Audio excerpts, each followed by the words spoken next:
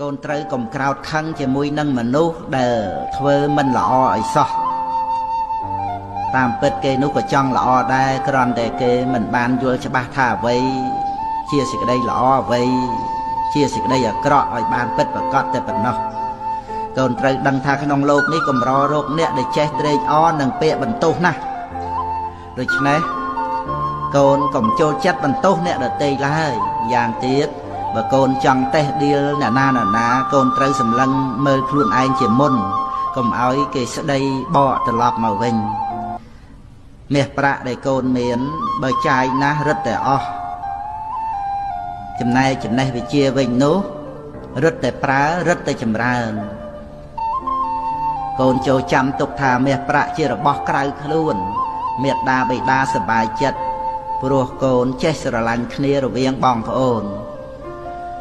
កូនចូលធ្វើអ្វីគ្រប់យ៉ាងដោយសុចរិតកាលបើសុចរិតកូនក៏